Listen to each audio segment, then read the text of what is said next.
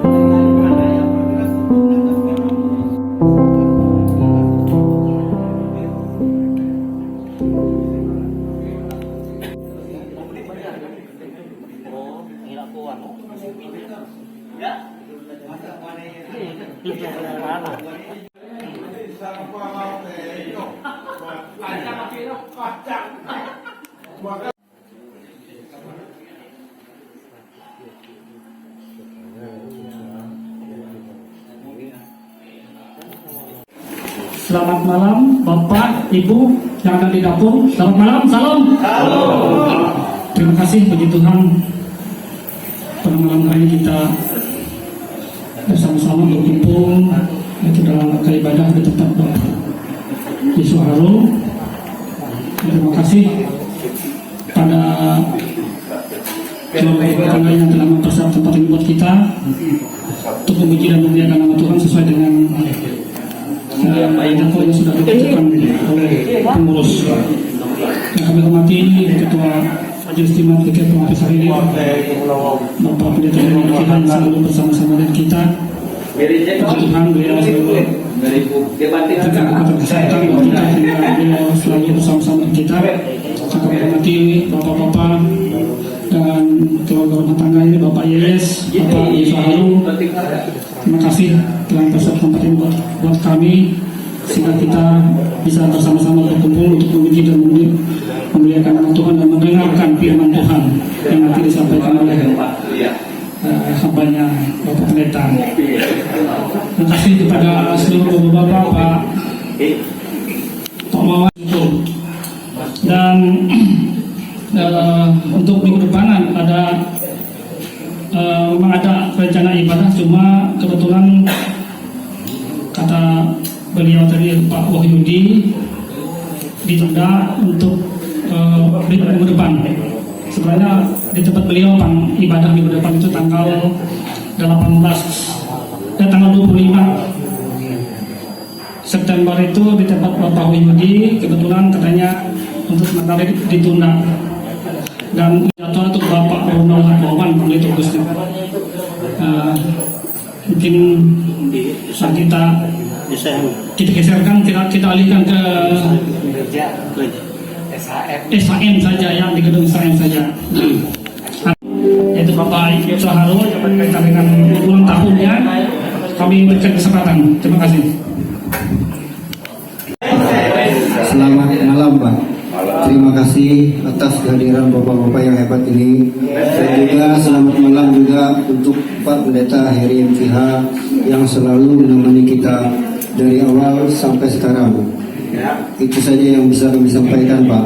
Cuma nanti pas saat doa syafaat kita minta doakan selalu sehat seluruh keluarga. Itu aja, Pak. Terima kasih. Yang dikasih oleh Tuhan kita Yesus Kristus, sebelum kita beribadah, jadi mohon nanti persiapan untuk pembacaan Alkitab dari tuan rumah, yaitu dari Yosua 3 ayat 7 sampai 17 dengan berikop menyeberangi sungai Yordan. Itu lagi nanti baik Bapak-bapak yang dikasih oleh Tuhan kita Yesus Kristus, kita akan mengawal ibadah kita dengan menyanyi dari Kidung Jemaat nomor 18 halaman 10 bait 1 dan 2. Liturgi yang kita pakai adalah liturgi khusus Pian Bapa bentuk yang kedua.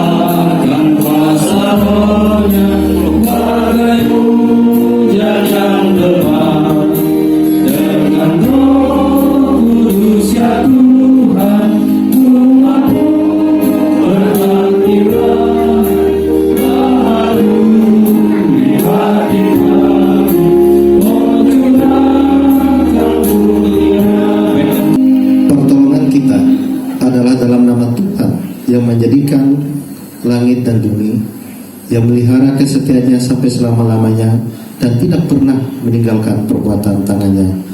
Kasih karunia dan damai sejahtera yang berasal daripada Allah Bapa dan dari Tuhan Yesus Kristus menyertai kita sekalian. Amin. Silakan kembali. Mari kita angkat pujian kita dari PKJ 219 halaman 32.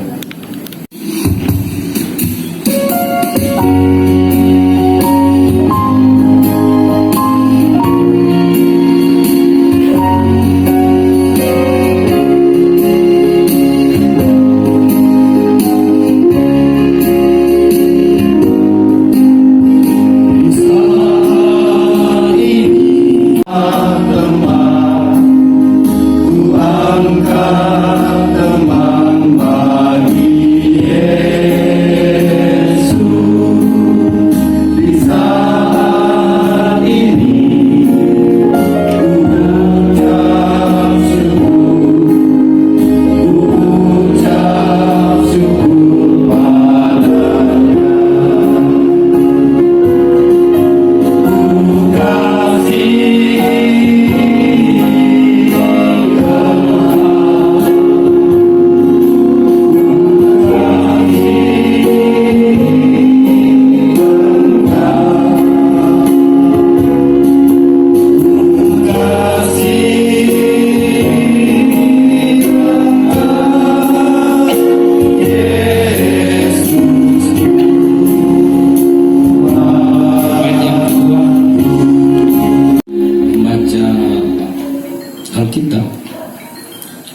Yosua 3 ayat 7 sampai 17. Mari kita berdoa. Untuk pertolongan Tuhan, tolong. Dan apabila mereka ada pekerjaan berat, biarlah Tuhan yang turut campur untuk menyelesaikan pekerjaan. Dan terima kasih juga kepada keluarga rumah tangga ini Pak Yosua yang sudah berkenan membuka pintu rumahnya untuk kami bersama-sama, untuk kami datang ke hadapan Tuhan untuk memuji dan memuliakan nama Tuhan, menyerahkan hanya ke dalam tangan pengasihan Tuhan dari awal hingga berakhir. Sertai kami ya Tuhan. Terima kasih Tuhan Yesus, ini doa kami. Haleluya. Amin. Kami persilakan. Kita pada malam hari ini terambil dari Yosua 3 ayat 7 sampai 17 dengan berikut menyeberangi Sungai Yordan. Ayat 7, dan Tuhan berfirman kepada Yosua, pada hari ini, pada harilah aku mulai membesarkan namamu di mata seluruh orang Israel, supaya mereka tahu bahwa seperti dulu aku menyertai Musa, demikianlah aku menyertai engkau. Maka ku perintahkan kepada para imam pengangkat tabut perjanjian itu demikian, setelah kamu sampai ke tepi air Sungai Yordan, haruslah kamu tetap berdiri di Sungai Yordan. Lalu berkata Yosua kepada orang Israel, datanglah dekat dan dengarkanlah firman Tuhan Allahmu. Lagi kata Yosua, dari hal inilah akan kamu ketahui bahwa Allah yang hidup ada di tengah kamu dan membawa sungguh-sungguh akan dihalaunya orang Kanaan, orang Het, orang Hewi, orang Peris, orang Girgasi, orang Amori, dan orang Yebus itu dari depan kamu. Sesungguhnya tabut perjanjian Tuhan semesta bumi berjalan menyeberangi di depan kamu, masuk ke Sungai Yordan. Maka sekarang pilihlah 12 orang dari suku-suku Israel, seorang dari tiap-tiap suku. Sesungguhnya segera sesudah kaki para imam pengangkat tabut Tuhan, Tuhan semesta bumi berhenti di dalam air Sungai Yordan. Maka air Sungai Yordan itu akan terputus. Air yang turun dari hulu akan berhenti mengalir menjadi bendungan, tempat perkemahan mereka untuk menyeberangi Sungai Yordan. Para imam pengangkat tabut perjanjian itu berjanji di depan bangsa itu.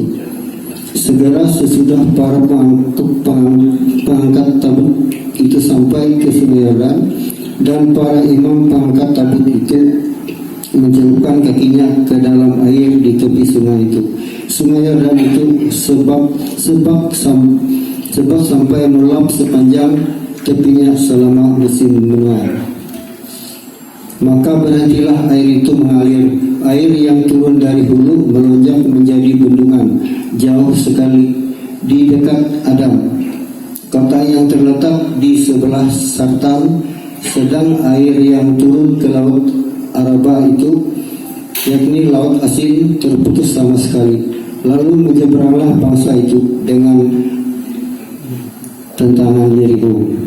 Tetapi para imam pengangkat tabut perjanjian Tuhan itu tetap berdiri di tanah yang kering di tengah-tengah Sungai Yordan, sedang seluruh bangsa Israel menyeberangi di tanah yang kering sampai seluruh bangsa itu selesai menyeberangi Sungai Yordan.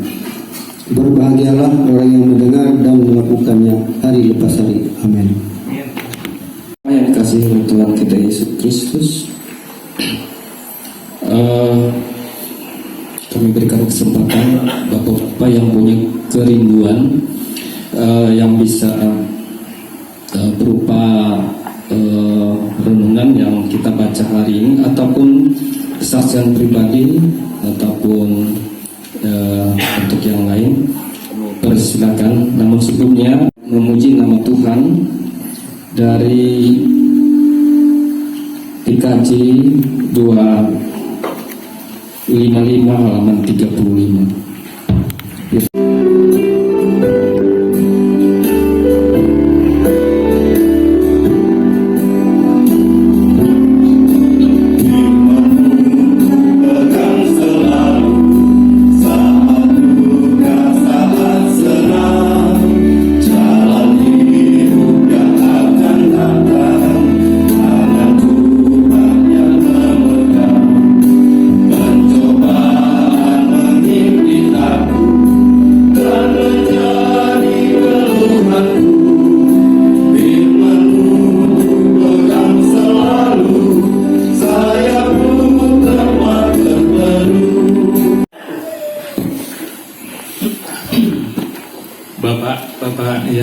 dikasihi Yesus Kristus, saudara-saudara seiman, pada kesempatan ini selalu saya mau berupaya untuk belajar membiasakan diri bersaksi, karena ada istilah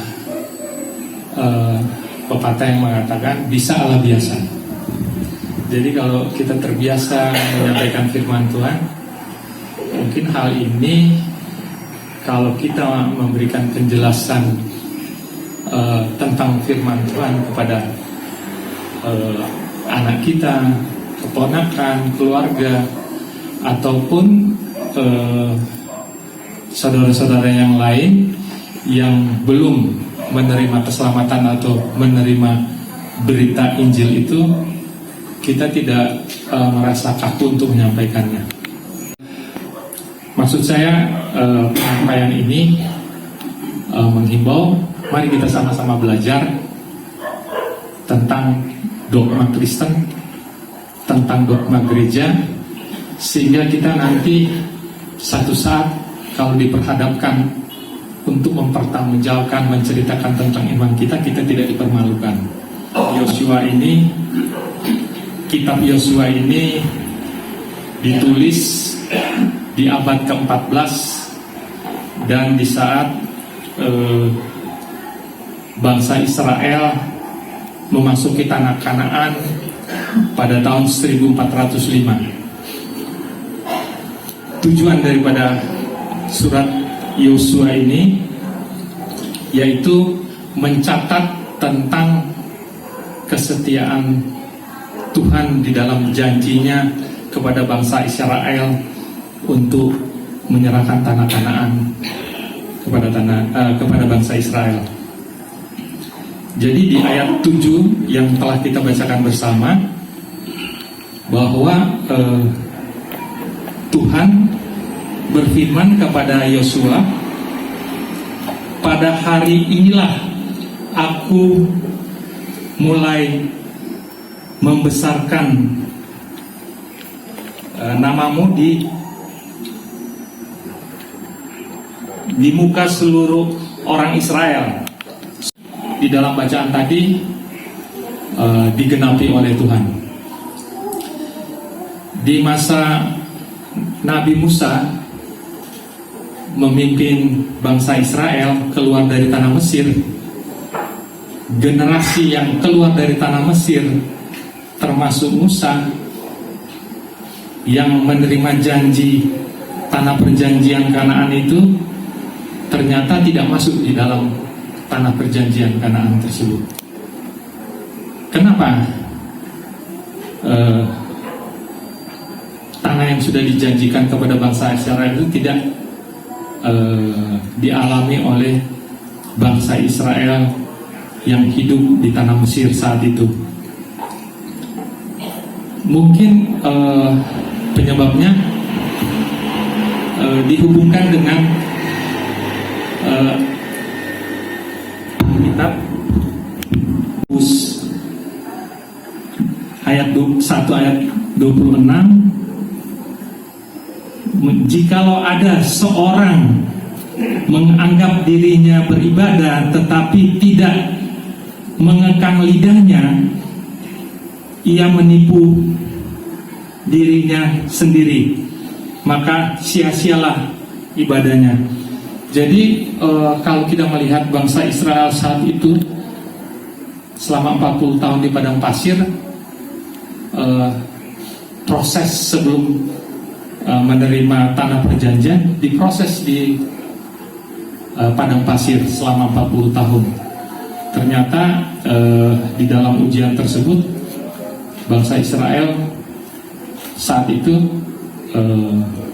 dianggap tidak lulus dalam ujian proses tersebut. Karena keluhan-keluhan itu mungkin bisa disimpulkan kalau mereka berkeluh kesah sama dengan menyalahkan Tuhan, sehingga Tuhan marah dan akhirnya tanah yang dijanjikan itu tidak bisa diperoleh oleh bangsa Israel yang hidup di tanah Mesir. Nah, setelah Musa meninggal, kepemimpinan bangsa Israel menuju tanah Kanaan dipimpin oleh Yosua. Nah, di dalam bacaan yang kalau kita baca, ternyata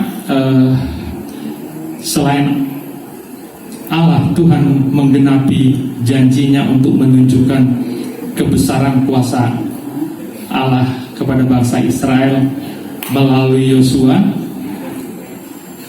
Tercatat di dalam kitab ini hanya satu kelompok dari bangsa Israel itu yang melawan dengan mencuri barang-barang jarahan hasil perang, yang akhirnya Tuhan murka sehingga waktu perang berikutnya untuk merebut atau mengalahkan satu kerajaan, sempat bangsa Israel korban 36 orang. Itu si setan atau iblis tersebut. Jadi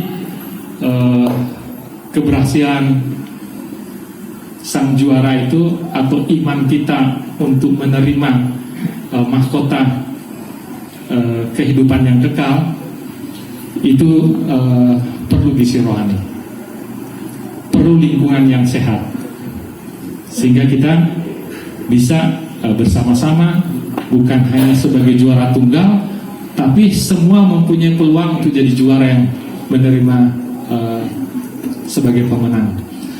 Mungkin tidak bisa larang, tapi kita bisa cegah agar dia tidak hinggap di tubuh kita. Jadi proses dosa itu kalau kita melihat seperti aliran sungai, ada hulu, ada hilir. Jadi yang menentukan aliran air bersih di hilir itu ditentukan keadaan di hulu. Kalau ingin airnya bersih untuk bisa menghidupkan, lingkungan di hulu itu tentunya harus bersih atau ada saringan, sehingga air yang mengalir di hilir itu menghasilkan air yang bersih. Jadi dampak atau buah dosa itu tidak otomatis datang dan terjadi. Itu ada satu proses. Nah, jadi kalau kita tadi ibaratkan ada hulu, ada hilir. Pertama ada keinginan. Keinginan itu tentunya kontak dengan pusat otak, perintah di otak kita. Terus dari otak itu tentunya dia misalnya memerintahkan tangan, alat vital kah, atau mulut, atau telinga, atau hal-hal yang bisa membuahkan dosa. Tapi kalau otak kita tidak memerintah untuk itu terjadi, atau tindakan itu tidak terjadi, maka tidak akan terjadi. Jadi buah dosa itu tidak jadi otomatis atau dengan sendirinya. Semua atas kontrol pikiran kita yang sadar, otak kita yang sadar. Sehingga yang menentukan tindakan dosa atau buah dosa itu tentunya lain cerita kalau otaknya tidak berfungsi dengan normal. Tentu apa yang tidak terkontaminasi dengan dosa, maka kita berada di dalam grafik pada limit batas kehidupan yang paling atas, dan yang stabil itu kita mendatar di atas. Tapi kalau kita turun lagi ke nol, berarti iman kita berada tidak stabil dan berada di dalam janji keselamatan itu. Jadi hidup iman yang stabil adalah dalam grafik batas limit yang mendatar di atas, yang tidak naik turun. Nah, mudah-mudahan kalau tadi X-nya dalam pertumbuhan iman yang stabil dan menerima mahkota kehidupan yang kekal atau mendapat kemenangan untuk daripada janji Allah. Demikian yang bisa saya sampaikan. Semoga apa yang disampaikan bisa menjadi berkat untuk kita semua. Amin. Penyampaian renungannya kembali diberikan kesempatan untuk bapak-bapak yang terpanggil. Namun sebelumnya kembali kita menyanyi tadi dari nyanyian tadi 255 halaman 35 tadi.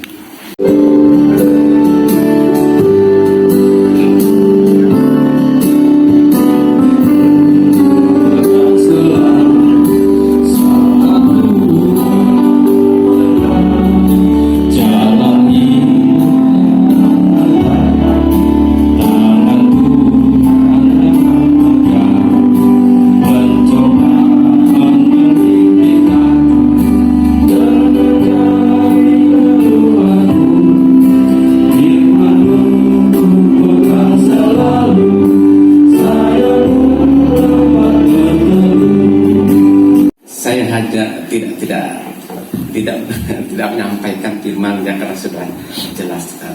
Saya hanya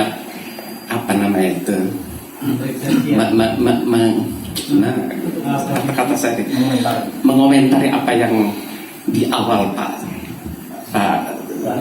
Frans katakan tadi, ceritakan tadi itu.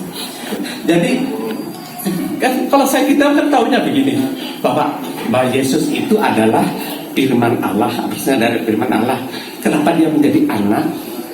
Karena dia turun tapi menjadi manusia. Manusia itu tubuhnya itu manusia gitu, manusia 100%. Tapi rohnya, kuasanya itu adalah Allah itu sendiri. Jadi dua itu, dia itu adalah Allah itu sendiri. Allah sungguh Allah karena dia Allah sama dengan Allah yang ada itu, karena itu satu, kan begitu. Dijelaskan seperti itu juga. Saya dengar, saya bacakan juga, saya perhatikan juga yang Allahnya yang tidak ia dikenal itu. Jadi bilang, Tuhan tolong tunjukkan aku kemana, yang benarnya itu yang mana. Maka Allah yang benar itu Allah Isa, Allah Yakub, Yesus Kristus itu sendiri, Roh Kudus itu memimpinnya, menemukan sampai akhirnya dia, ternyata kebenaran itu tidak dipahami. Firman Allah itu tidak akan dipahami oleh orang yang mau menjelekkan aja. Nah, roh kuasa kegelapan itu yang menguasainya.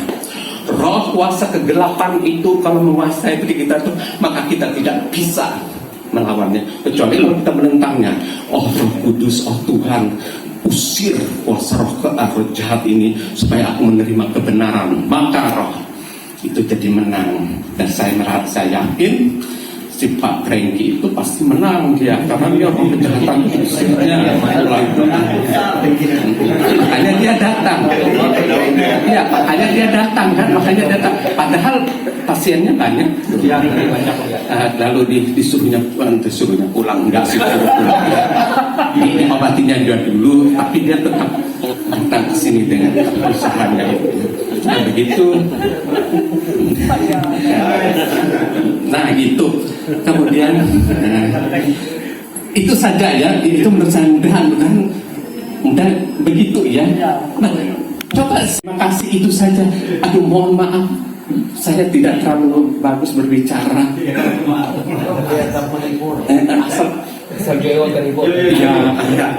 aduh mana Abang Harjoyo. Terima kasih. Amin. Lagi sebelum Bapak Pendeta, kami persilakan. Teologi kita sebagai sisi ini tabun perjanjian. Ini perlu kita gali teologi tabun perjanjian. Dalam perjalanan kan zaman Musa dibuat diwarisi ke Yosua. Itu kalau mereka singgah, mereka mendirikan tabernakel, kemah suci. Tempat perjanjian itu di ruang Maha Kudus. Itu letaknya. Pak Prat sudah bilang itu. Ada ruang Maha Kudus, ada ruang kudus, ada pelatarannya. Nah, zaman Salomo dipindahkan ke Bait Allah, disebut Bait Hamidas. Nah, lalu zaman Yesus berubah lagi jadi tubuh Yesus, dan Yesus transfer ke tubuh kita. Berarti tabut ini ada dalam kita tuh secara arti rohani.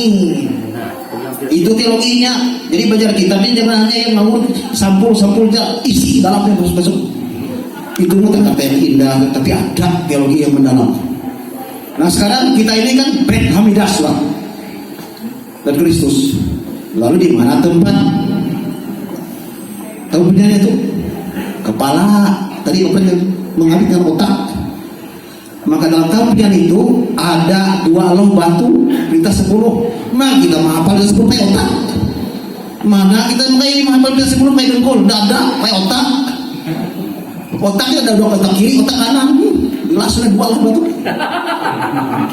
Di kepala kita ada hanya mulutnya 1, lidah 1, tangan dan kiri kanan tuh.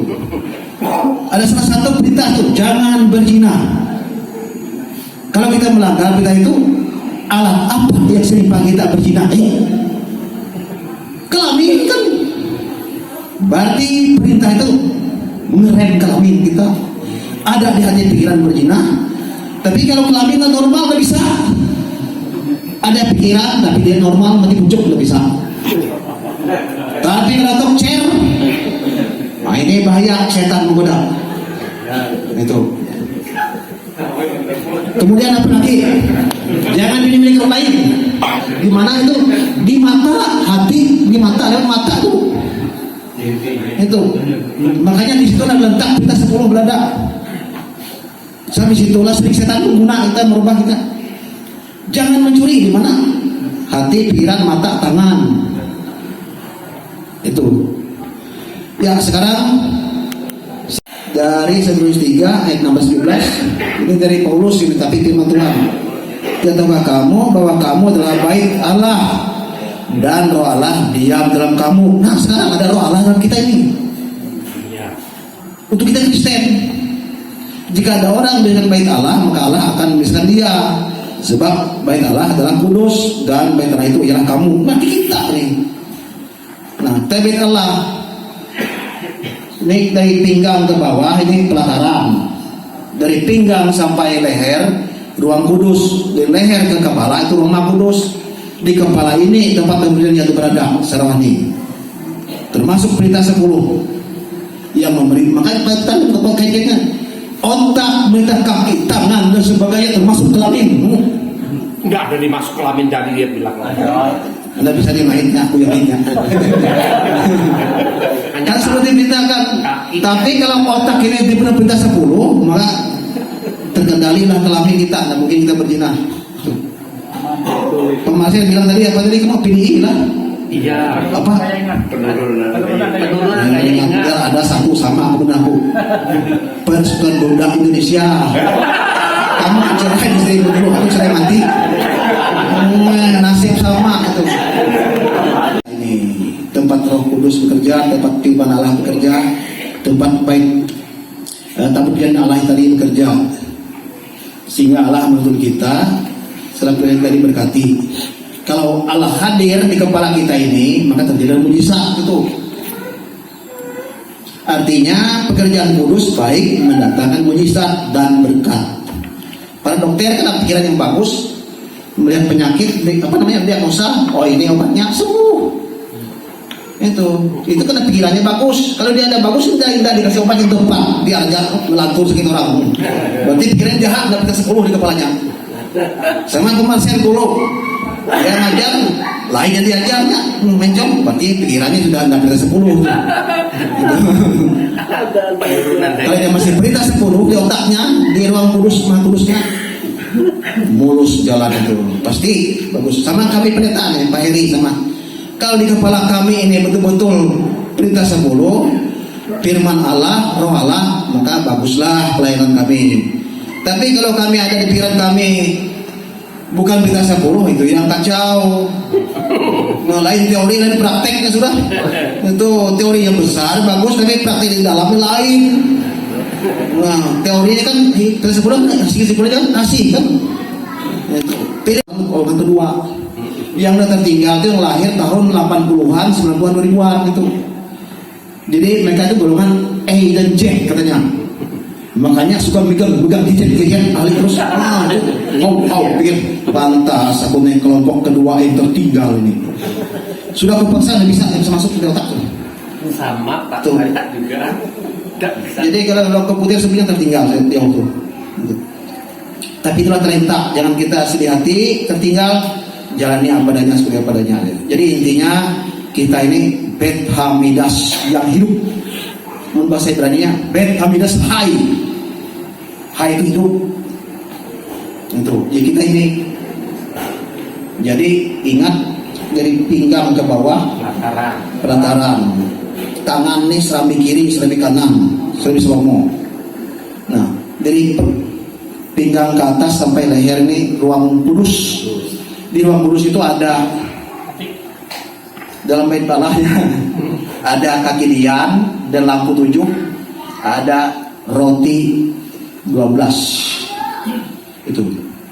Nah di sebelum masuk ke ruang kudus ada mesbah ukufan. Di ruang kudus ada tabut perjanjian dan ada juga satu mesbah ukufan. Ingat waktu imam besar Zakaria, tapi tabut perjanjian sudah tidak ada tuh pada zaman Yesus. Waktu bait Allah yang direnovasi oleh Herodes Agrippa, kan itu malaikat datang mewahyukan kepada Zakaria bahwa anak akan lahir, dia tidak percaya, dia membakar ukufan. Metodologi kita juga jangan sakit hati memiskinkan miskin, tertinggal hidup orang, jangan sakit hati. Abraham aja orang umat pilihan Tuhan, bisa keturunannya tinggal di kemah, turunan Semit yang asli itu pilihan. Tapi orang Kanaan sudah tinggal di kota yang berkubu, Palestina, Firaun, kota yang berkubu. Jangan iri dan orang tidak mengenal Yesus, kalau lebih kaya dari kita mengenal Yesus. Nah, saya sampai sekarang ini pendeta yang paling miskin, saya rasa tidak sakit hati saya. Itu talenta itu saya sama dengan orang, cuma saya kalah di kalian menyanyi tidak pandai. Itu saya kalah. Terima kasih Anda ikut ke salah satu grup soalnya tambah segigi saya berempang, mulut berbau, malas itu sadar diri saya sudah tua. Sebelumnya mendoakan semoga yang bisa menyanyi sukses selalu. Ya Tuhan. Bernabas. Sebelum Bapak Pendeta kita menyanyi kembali dari 255 tadi, firman ku pegang selalu. Setelah itu kami serahkan ke Bapak Pendeta sekaligus doa syafaat.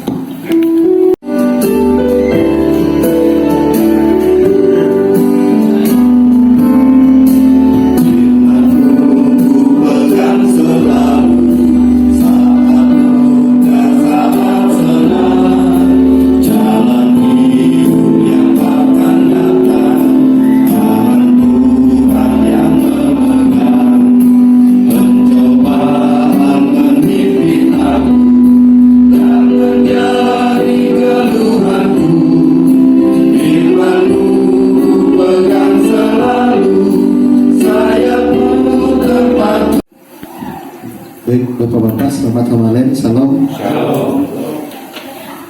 Kita akan kembali belajarkan firman Tuhan, dan kita mohon Roh Kudus selalu menguatkan kita, selalu memampukan kita sehingga kita tidak hanya menjadi pendengar yang baik, tetapi kita akan menjadi pelaku firman Tuhan. Hari ini yaitu bertepatan juga di mana ini renungan harian resort kita, resort GK Puakpisa ini saya yang membawanya, dan saya membawa sini juga, dan saya mengangkat temanya itu adalah kepemimpinan dan iman. Mungkin Bapak-Bapak sudah mendengarnya, melihatnya di YouTube kita. Nah, artinya kepemimpinan dan iman.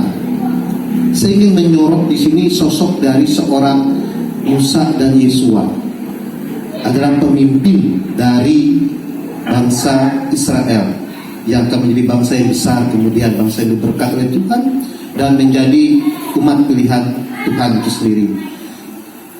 Musa dipakai oleh Allah, kemudian dilanjutkan oleh Yesua. Artinya ada peralihan kepemimpinan dari Musa ke Yesua. Pada peralihan kepemimpinan ini tentu juga timbul pertanyaan dari orang banyak bangsa Israel pada saat itu, pun juga dari Yesua sendiri. Apakah ia bisa dan mampu? Pun dari Yesua sendiri dalam dirinya, apakah Tuhan menyertai saya? Apakah Tuhan menolong saya? Apakah saya bisa memimpin bangsa yang besar ini? Apakah bisa saya membawa bangsa Israel keluar dari tanah Mesir yang dibawa oleh Musa, masuk ke tanah itu dan menjadi bangsa yang diberkati? Bisa atau tidak? Ini pergumulan. Demikian juga dalam hidup kita pergumulan itu banyak terjadi. Nah, Tuhan akan selalu menyertai. Oleh karena itu, saya ingin mengatakan kita semuanya adalah pemimpin. Paling tidak kita memimpin diri kita dulu lah. Memimpin diri kita, memimpin keluarga kita, dan memimpin. Dipercayakan kita misalnya di pemerintahan, di swasta, di kantor, di perusahaan, kita adalah pemimpin. Oleh itu bagaimana sikap kita untuk sebagai seorang pemimpin itu sendiri supaya kita boleh menjadi berkat dan memberkati, bukan kita menjadi batu sandungan, bukan kita menjadi orang yang tidak disenangi oleh orang lain, tetapi kita berupaya supaya kita boleh menjadi orang yang disenangi, akan menjadi dari kualitas bahasa kita anak itu menjadi berkat. Kalau sudah tidak berdaya itu sudah menjadi berkat kita. Oleh karena itu kaum bapak yang berkenan Tuhan, terima kasih penasihat pertama, kedua, dan yang ketiga Pak Barnabas tadi telah menyampaikan bagi kita semua benar, kita ini adalah bait Allah, itu adalah digenapi dalam Yesus Kristus. Oleh karena kita tadi telah dijelaskan dengan benar oleh Pak Barnabas, kepala, bolong batu, bagaimana prosesnya, kaki kiri, kaki kanan, semuanya benar. Nanti kita akan mungkin suatu saat kita ada sesi ini, yaitu membahas tentang tabernakel tubuh kita. Menjadi pertanyaan gini Bapak Ibu, kaum Bapak yang diberkati Tuhan, kenapa kita bisa sakit? Ya memang kita manusia, kita tidak ada yang sempurna, kita pasti akan sakit. Tapi penyebab sakitnya itu secara duniawi ada dokter. Dosa juga bisa menyebabkan. Kenapa kita bisa kena penyakit jantung? Bisa diperiksa Bapak Ibu jemaat Tuhan, hubung itu selama ini apakah harmonis atau tidak? Salah satu pemicunya, adapun secara medis ada penyebabnya, tapi ini juga penyakit dalam diri kita itu juga ada karena dosa. Nantilah kita bahas itu supaya ini nanti menjadi hal yang menarik diskusi kita nanti kemudian. Nah, kembali dalam firman Tuhan kita saat ini, saya langsung saja kaum bapak berkat oleh Tuhan berbicara tentang kepemimpinan. Tiga hal tugas. Saya tidak usah menyorot kita saja selaku orang tua, kita dari diri kita sendiri. Bagaimana kita selaku seorang ayah, kita selaku seorang bapak, kita selaku seorang kakek dalam kehidupan rumah tangga kita. Kita adalah pemimpin bagi diri kita pribadi, keluarga kita. Apa tugas kita? Dan tugas kita itu bersumber dari Alkitab. Ini sumber kita, Alkitab. Oleh karena Alkitab sumber dari dalam rangka kita melakukan tugas kita, ada tiga hal yang kita sama-sama diskusikan malam hari ini. Tiga hal. Yang pertama, bapak-bapak, kita ingat ini. Yang pertama adalah tugas seorang bapak, tugas orang tua adalah panggillah, sebutlah anak-anak kita dengan nama yang baik. Apalagi lagi marah. Dulu kan pernah kita mendengarkan. Iya. Pakai. Wah. Amun anak kepakai jadi bapak pakai. Ini juga menjadi perlindungan bagi kita. Nah, saya ingin bertanya di sini. Bertanya bagi kita saat ini, bagi yang belum pernah lah. Kita tampuk mundur kan pernah pas mereka tempat itu. Aku itu langsung bebas ya kita sakit kios jadi mereka kita sakit agak itu. Pak Tatang sebagai orang tua, bagaimana Pak Tatang memanggil anak Pak Tatang? Korban atau? Ya. Silakan Tatang. Amun di tembakas na baho ti kay wong tahu ya abang.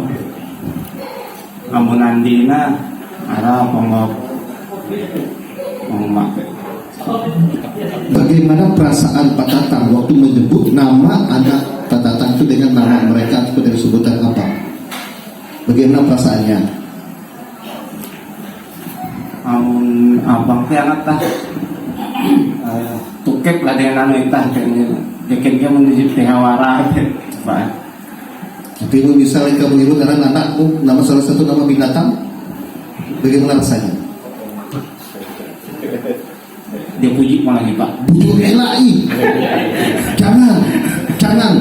Kalau dulu kita pernah melakukannya, hari ini jangan. Nah, apalagi kita menyebut anak kita mame, bodoh, apalagi jangan. Apalagi kita sebagai seorang kakek, cucu kita misalnya, kita menyebut nama hal yang tidak baik kepada mereka.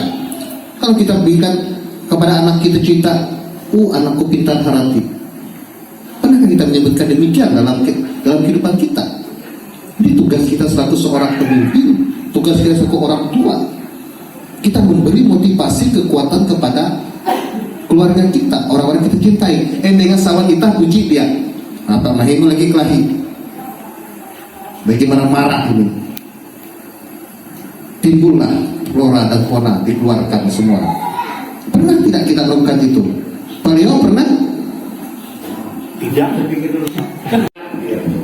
Saya sudah lupa ingat Pak yang itu, tapi setelah saya banyak mendengarkan firman Tuhan, ternyata walaupun kita marah semarah-marahnya, kita mengucapkan terima kasihlah sudah mengingatkan. Ya, itu saja. Nah, jadi kalau kita memang berangkat dari kesalahan, pasti akan semua akan menuju ke kebenaran. Tapi kalau kita menganggap diri kita benar terus, tidak akan ketemu. Yang satu mengatakan saya benar, yang kita juga mengatakan benar, maka tidak ada lah yang bisa ketemu. Tapi kalau kita menganggap bahwa kita yang bersalah, maafkanlah saya salah tadi, pasti ibunya juga oh ya tidak apa-apa, ya kita di kemudian hari jangan lagi berbuat seperti begitu. Mungkin itu yang bisa saya. Iya. Terima kasih. Istri kita minta maaf dari istri kita. Sehingga mengajak kita saat ini bapak-bapak, Bapak Nabas mohon izin, Pak Letro mohon izin ya, pulang setelah ini peluk istrinya. Peluk istrinya. Mohon ampun, maaf. Kenapa?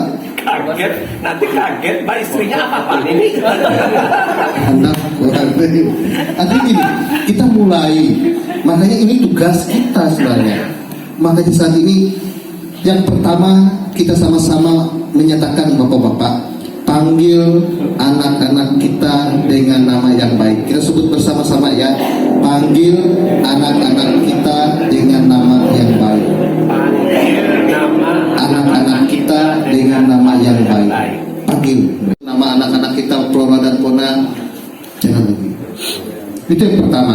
Yang kedua adalah tugas kita sebagai seorang bapak, berikan anak-anak kita, keluarga kita makanan yang baik. Apa maksudnya? Saya ingin bertanya di sini, Pak Samuel. Ya, Pak Samuel. Kita makanan yang baik. Apa maksudnya Pak Samuel? Menurut pengertian pemahaman Pak Samuel? Ya, mungkin Pak, makanan baik itu tentunya terjaga, ya. Mungkin dari kesehatan, bergizi, tetapi mungkin kalau dari apa yang dilarang Tuhan, mungkin dari uang-uang yang istilahnya tidak benar gitu. Nah itu mungkin Pak secara singkatnya. Tapi kalau memang secara kesehatan mungkin kita harus apa dari bayi mungkin kita kasih anak-anak kita mungkin bubur atau apa macam-macam. Kita perhatikan gizi-gizinya, tapi juga kita memperhatikan kita mengasihi anak kita yang baik gitu. Intinya seperti itu Pak. Mungkin itu tanggapan saya. Terima kasih. Ya baik. Joyo, berikan keluarga kita makanan yang baik. Apa maksudnya Pak Joyo?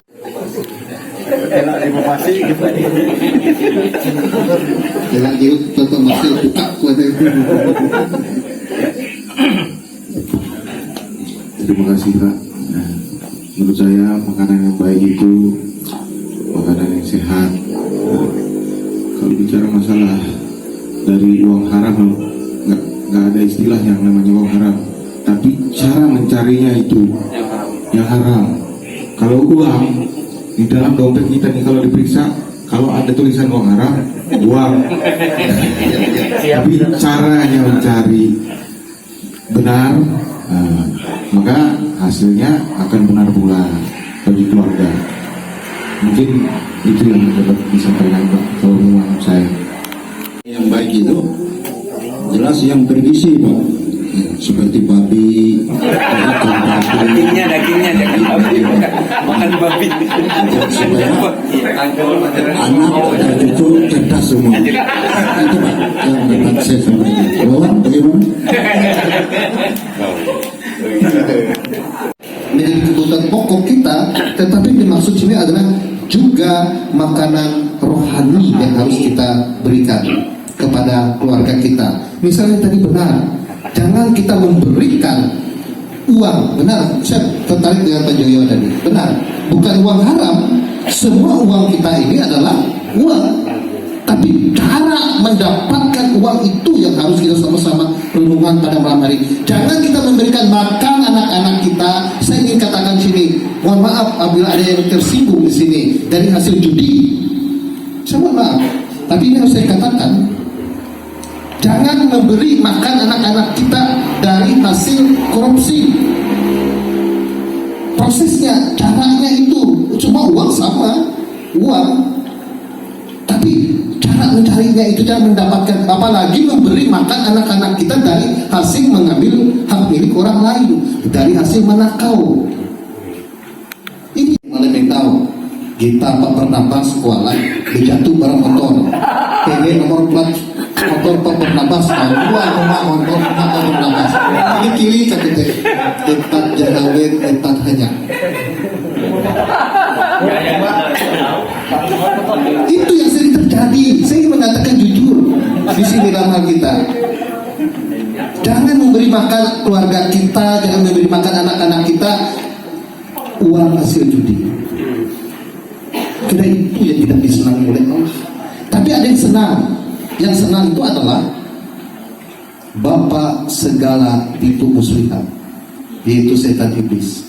Nupi supaya Bapak Bernabas nangis pada motor Alpa Yuna Krypton Pak lah, Krypton. Nah, nomor plat Bapak Bernabas mereka pun nupi gua rey hanya gua rey mereka ni. Ujung-ujung dan buat Bapak Bernabas supaya nomor plat memang kan.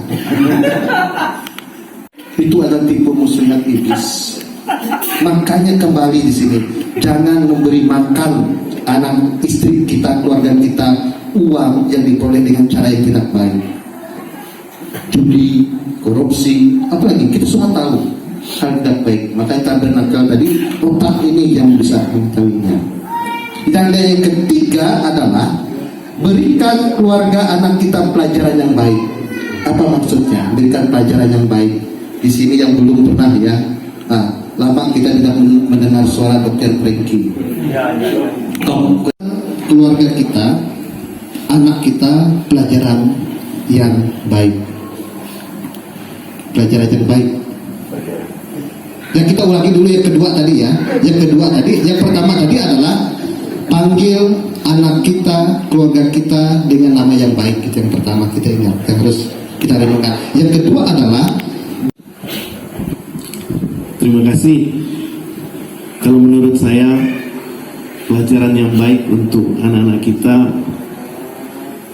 apa yang kita lakukan, apa yang kita tingkah lakukan dalam kehidupan sehari-hari, itulah yang kita memberikan pelajaran kepada mereka. Jadi tidak sekedar kita berteori saja. Terima kasih. Cukup. Adalah pelajaran di sekolah, benar itu tidak salah. Tapi pelajaran yang diingat oleh generasi kita, anak-anak kita adalah tingkah laku kita. Orang tua melihat, kita sebagai orang tua dilihat anak-anak kita, nak sembahyang, nak ke gereja jehu, tapi tapi ulu bakasah ngur-ngur betiru. Dilihat oleh anaknya. Ini juga menjadi artinya apa yang dilihat, tingkah laku, tidak kena teori. Pelajaran yang baik itu mungkin pemahaman kita berikan pendidikan yang baik, masukkan anak kita ke sekolah yang terbaik, tidak salah, itu benar. Tapi yang menjadi kekuatan kita adalah orang percaya, adalah bagaimana kita memberikan pelajaran yang baik kepada generasi kita, keluarga kita, anak-anak, contoh sikap perilaku hidup kita. Kalau dulu kita melihat ke gereja anaklah jauh udah minggu, anaknya siap untuk sekolah minggu besok, tapi dilihatnya ayahnya lagi ngor-ngor tidur di kamar. Dan juga kita melarang anak kita misalnya jangan kebut-kebutan di jalan nak, ela bubusau nak, tapi tak malam bapak bubusau buli ngapain anak kan? Ini juga yang menjadi memori masuk dalam kehidupan generasi kita. Pelajaran ini, oleh karena itu makanya inilah yang diajarkan oleh kita saat ini. Jadi kembali kita ucapkan bersama-sama bapak-bapak, yang pertama tadi adalah panggil keluarga anak-anak kita nama yang baik. Yang kedua adalah berikan keluarga kita makanan yang baik. Yang ketiga adalah berikan keluarga kita pelajaran yang baik. 3 hal ini yang kita lakukan bersama-sama, dan jujur saya juga belajar ini. Kita dari kita balikan, dari istilah kita pukul tatal, badal dari. Dilihat anak kita. Jadi kita mengatakan, nah kita harus mengasihi sesama kita. Pulang dari malam-malam datang ke rumah, marah dari istri, big bang. Bukan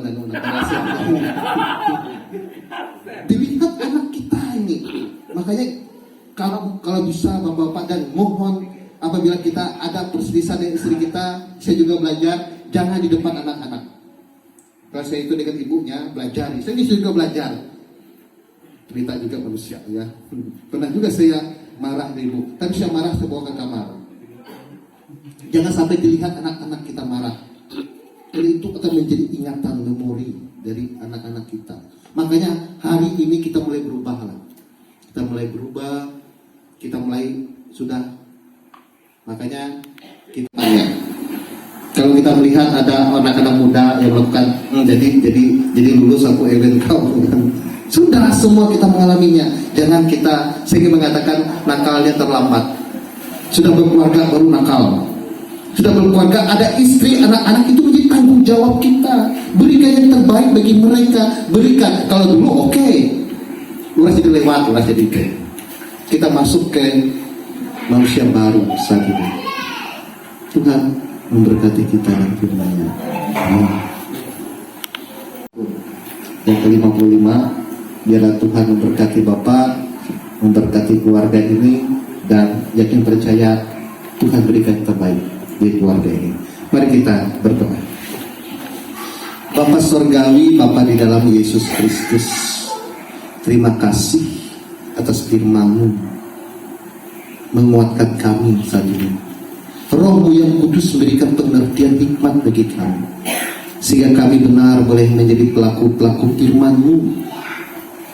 Kami telah mengetahui mengalami perbuatan yang tidak baik di masa yang lalu. Masa lalu sudah berlalu, tetapi kami saat ini merancangkan masa depan kami, melihat kehidupan kami ke depan ini Bapak. Makanya firman-Mu saat ini mengajarkan kami supaya kami boleh memanggil keluarga kami, istri, anak-anak kami dengan nama yang baik. Kami boleh memanggil keluarga, istri, anak-anak kami dan memberikan mereka makanan yang baik. Kami juga memberikan keluarga anak kami pelajaran yang baik. Saudara Yosua Harun, Bapak Andri boleh merayakan hari ulang tahun kelahirannya ke-55 tahun. Bila dia pertambahan usia ini, Tuhan berkati Bapak Andri. Kami ingin percaya Bapak, setiap apapun yang ia alami, ia bisa menghadapinya.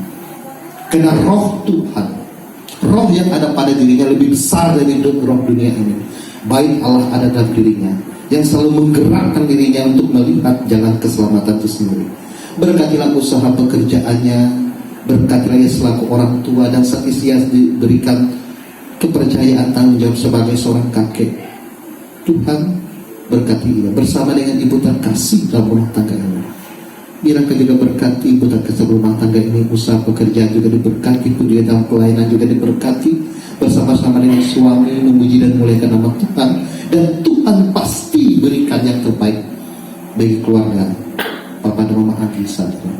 Kerinduan mereka pasti Tuhan akan berikan indah pada waktunya. Kami ingin percaya Bapak, Mama Anggi adalah seorang pendoa sepaat, dan kepala keluarga ini ia sejarah kuat, dan ia pun bersama dengan istri menjadi pendoa sepaat dan selalu mendoakan seluruh isi keluarganya. Kami berkati serahkan anak, menantu dan cucu-cucu terkasih dalam rumah tangga ini. Kehidupan pribadi mereka, keluarga mereka Tuhan berkati. Damai sejahtera juga Tuhan berikan dalam kehidupan keluarga, anak, menantu dan cucu terkasih dalam rumah tangga ini. Dan biarlah mereka dalam bekerja dilindungi dan dijaga oleh Tuhan, dan damai sejahtera juga mulai Tuhan berikan. Terima kasih Bapak bagi sanak saudara keluarga besar mereka dimanapun berada, baik dari Bapak Angri, dari Mama Angri, yang baik yang berada di Pulang Kisau, dimanapun mereka berada. Tuhan berkati keluarga dalam rumah tangga ini, damai sejahtera, pancar kuasa Tuhan. Dan apabila mereka keluar dari rumah ini, masuk rumah ini, damai sejahtera lah yang boleh mereka rasakan. Terima kasih Bapak di surga. Dan kepada kami, Bapa kami di surga, dikuduskanlah namamu, datanglah kerajaan-Mu, jadilah kehendak-Mu di bumi seperti di surga. Berikanlah kami pada hari ini makanan kami yang secukupnya, dan ampunilah kami akan kesalahan kami, seperti kami juga mengampuni orang yang bersalah kepada kami. Jangan bawa kami ke dalam pencobaan, tetapi lepaskan kami daripada yang jahat. Karena Engkau yang mempunyai kerajaan dan kuasa dan kemuliaan sampai selama-lamanya. Amin. Pada persembahan syukur kita sebagai nas pengantar persembahan diambil dari 2 Korintus 9 ayat yang ke-7.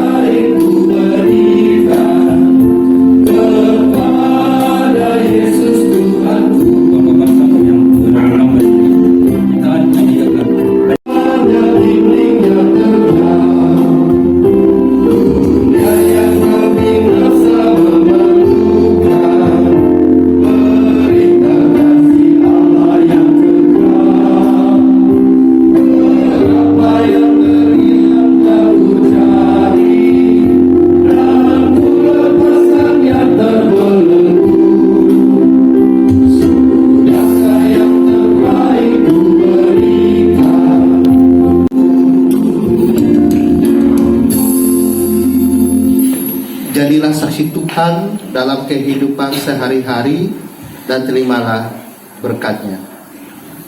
Damai sejahtera Allah yang melampaui segala akal akan memelihara hati dan pikiranmu dalam Kristus Yesus.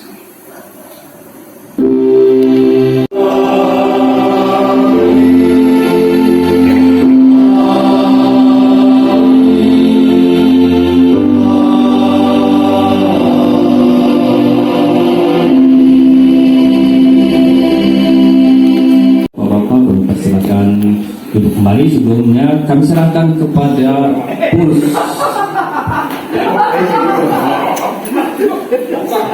Ya, terima kasih Bapak-Bapak yang hebat sudah menyelesaikan ibadah kita dengan baik. Kita menerima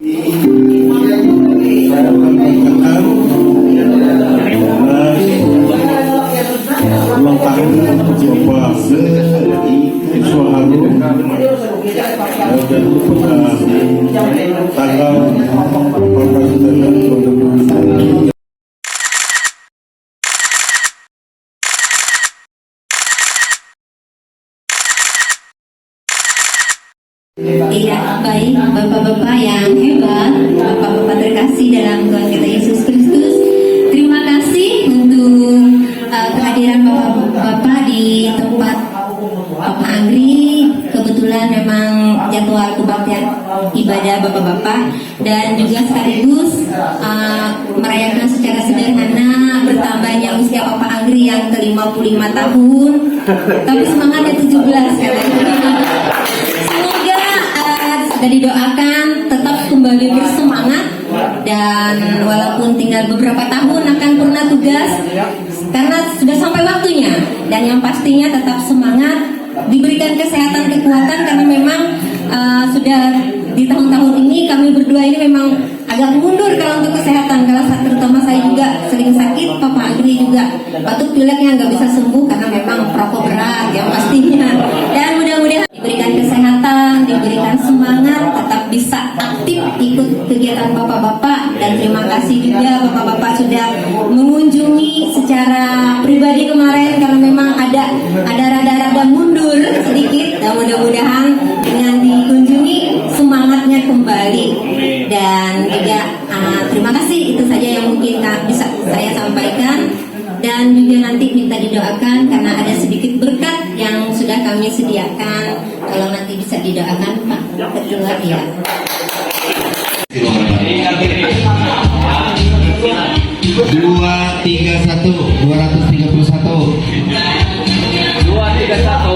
231 untuk silakan. Nomor 33. Oh ada. Ini yang HP-nya di sekitar SPBO. Iya. Nomor 9. Waduh, Bapak 18. Wih, banyak. Nomor 4.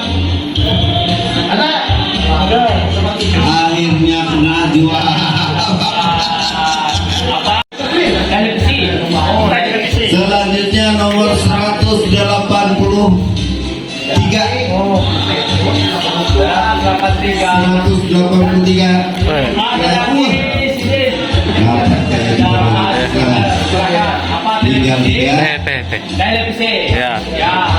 7. Bentar kalau 83.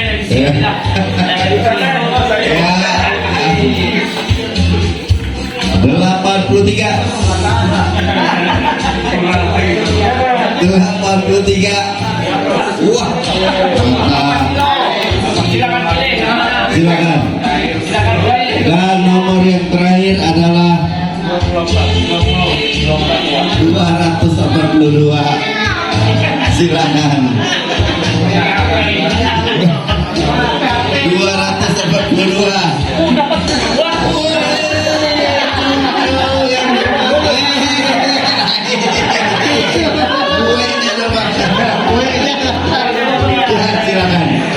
Saling memberkati, dengan saling memberi menerima dan saling menguatkan dalam iman, harapan dan kasih ke masa kini dan masa depan. Tuhan, sepulang kami tempat ini, nanti kita masing-masing sesuai dengan perjalanan, dan di kesempatan yang lain kami berjumpa dan terus kita.